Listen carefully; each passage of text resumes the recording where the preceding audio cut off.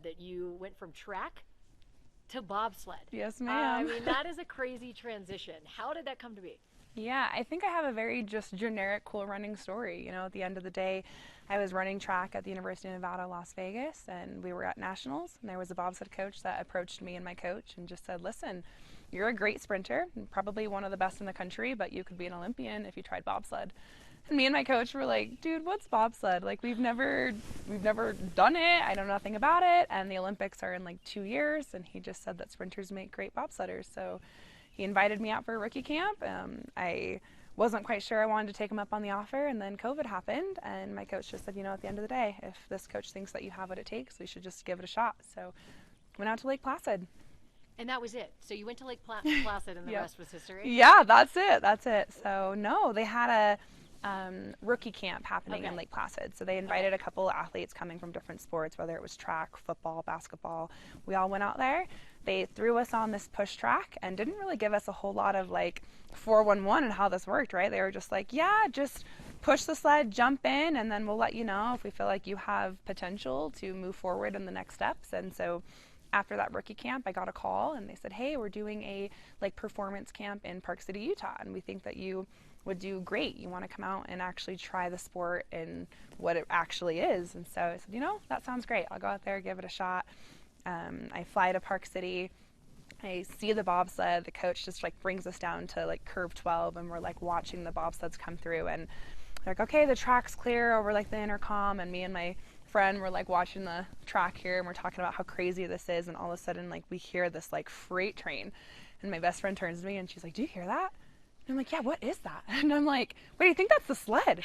And she's like, no way, like we're a mile down the track, like that's no way, that's the sled. Yeah. And sure enough, like the sled comes flying through like 85 miles an hour, super loud, and they turned to me and like, all right, it's your turn, time to jump in the sled. And that was kind of all the prep I had was, okay, you saw it go by, you had a dry land push session in Lake Placid, and now it's your time to go down. So I went down, and I remember like just thinking that I was going to pass out. I held my breath the whole time. I was absolutely terrified.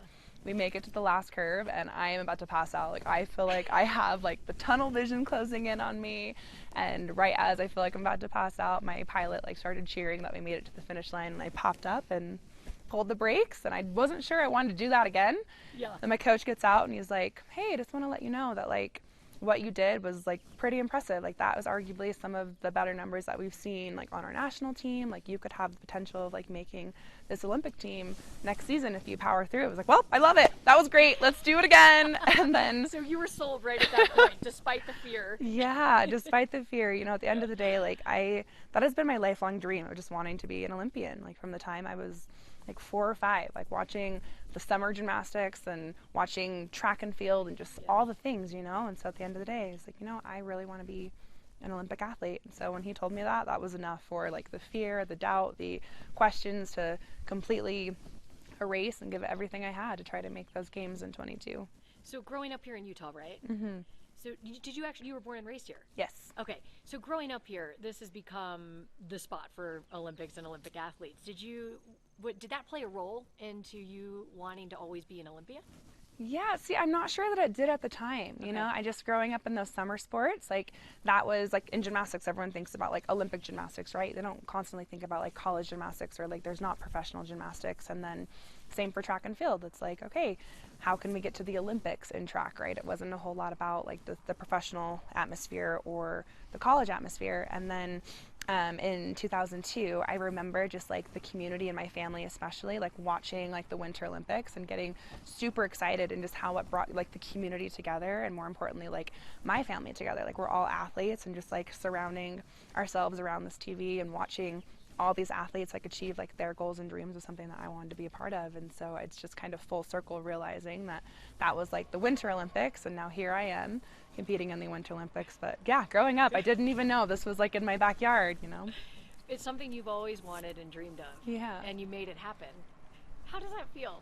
It feels amazing, but also like deep down inside it also just feels unfinished, you know. Like at the end of the day, like I got to go to the Olympics and I am an Olympian, but like every Olympian's dream, right? Like you make it to that one step, you're like, all right, I want to bring home a medal. I want to bring home a medal to my country and my family and my community, for the people who like sacrifice as much as I did for me to be here. So leaving 2022 with no medal was really heartbreaking for me, and it just really left a fire burning underneath me that made me want to continue, and ultimately was the reason that I ended up switching roles. Yeah, that's yeah. There's so much to your story that is so fascinating, because I want to paint this picture for people who don't know. So from the time you were introduced into the bobsled, right? Yep. That first moment to then the Olympic Games. Yeah. What was that time period? Let me see. The Olympics was my 7th race ever.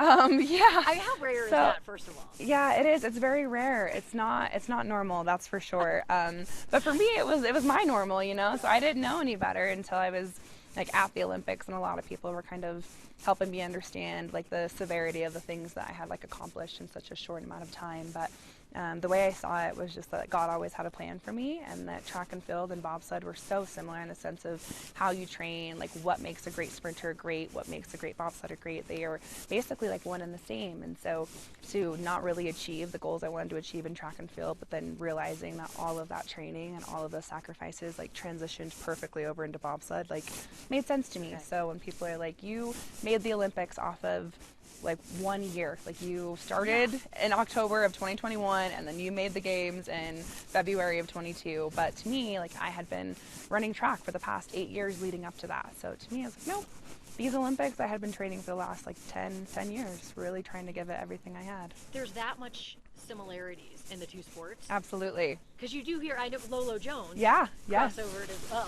from track and field to bobsled. Yep.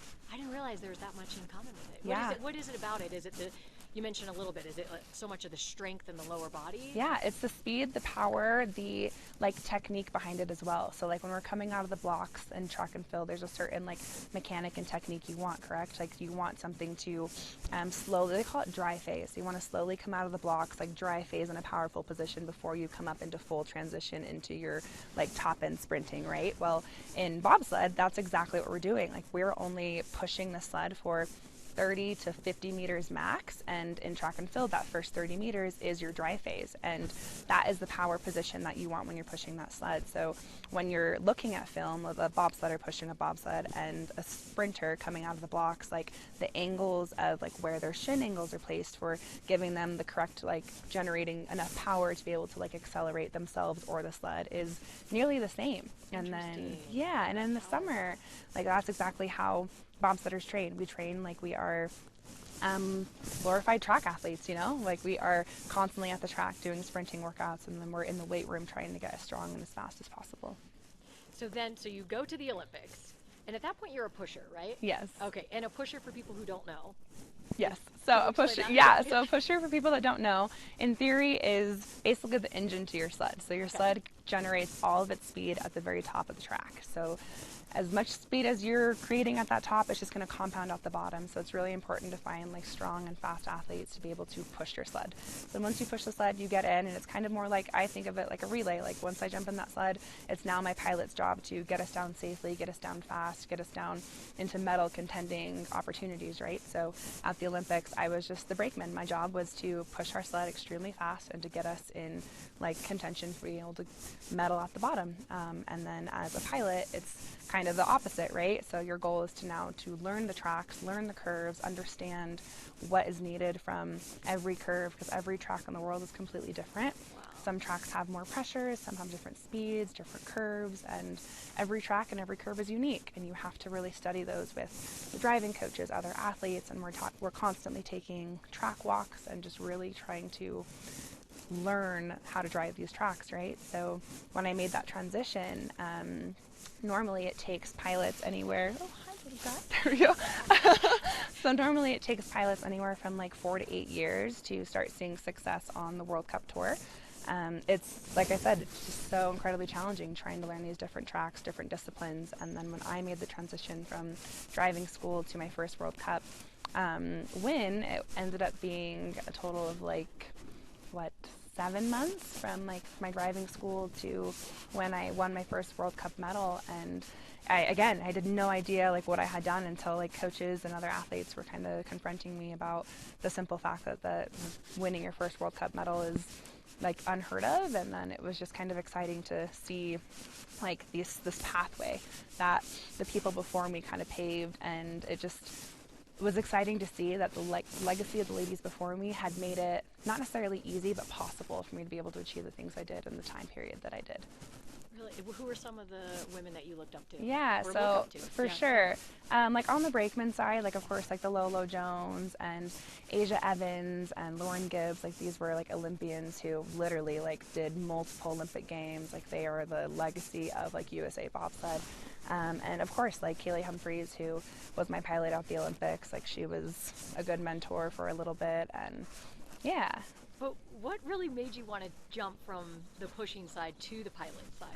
Yeah, I think it kind of boils down to the fact that pilots are more or less like the quarterback of the team. They make kind of a lot of the shots, like they're the ones who kind of lead the team in a sense. And I just felt like the leadership that we had on the team, our team was like expanding and we needed more of it. We needed more leaders. We needed more people to kind of help carry on that legacy. And like on our team, we like to talk about how like pressure is a privilege, but at the end of the day, to be able to like share that privilege and to not have to feel like you have to hold all of that on your own is like a blessing within itself. And so I just kind of took a glance at like Alana Myers-Taylor and Kaylee, who were in their like late 30s, absolutely dominating still, but eventually like they're going to have to retire, and we had nobody up and coming who was able to eventually take those reins and be able to bring our program to glory. Like our women's team especially is just, they are known for like their legacy of bringing home medals in every Olympic Games. And the thought of, okay, when they retire, whether it's after 2022 or 2026 or whenever that is, who is going to bring home like the U.S. medals on the bobsled side? And that feeling did not sit well with me. And so I just was like, at the end of the day, like what better person to help lead and help pave roads that haven't been done than me? So It's amazing. thank you. It's not, I don't know how many people can do that at the time period you had given Thank to you, you. and to be able to make that transition. And you're doing it in mono sled, is that right? Yes, both Okay. mono and two women. So Okay. I pilot both sleds. Wow. Yeah. Well, what was that moment like when you won the championship? Oh won the my title? gosh. That was unreal. Seriously, unreal. Yeah, I still don't have words for it. Like when I think back on it, like I get really emotional thinking that like the Olympics being 1 year out, I'm the reigning world champion, and 1 year prior to that, we had a World Cup race there. I think I took 7th in mono, or in 7th in like two man, and maybe like 6th in mono bob, and it was just a lot of like, hey, it's okay, like you're still learning, like take it easy on yourself, it's okay. And to me, I just feel like greatness shouldn't have this like massive like restraint on like time period. Like there shouldn't be this like massive grace. Like if you set your mind to something and your heart and desires are sacrificed for this goal, there's nothing you can't accomplish in any time frame. So we just went back to work that summer. Like we had this big saying in our team of just like winter champions are built in the summer. And so I came back to Salt Lake. I got to work and just really made sure that come time that we would be prepared for that. Is this where you do a lot of the training? This is it. This is home. Yeah. I know you're going to show me some of that training. Yeah. But real quick too, I want to make sure I get this. Yes. You talk about what you've accomplished and how much it means to you, Yeah. and the women that you've looked up to. But do you look at yourself as a role model to other young girls here in Utah? I hope so. Yeah, at the end of the day, I just like to hope and pray that I'm a light to everybody that I come in contact with, whether it's through athletics, whether it's through life, whatever it may be. I hope that I can be the role model that other ladies were for me, and especially for the younger generations, and especially the women of color in Utah. Like winter sports are predominantly white, and to know that there is a place for people that look like me in winter sports, and especially in bobsled, and there's communities and a world where we're backing and we're bringing support to the next generation. So I really do hope that there are some little girls out there that look up to me, and hope and pray that in 2034, when the games come to our hometown, that they can have a similar story or yet a better one. I love that. Yeah, thanks. So awesome. You're amazing. Oh I my gotta gosh. give you a hug. You're so great.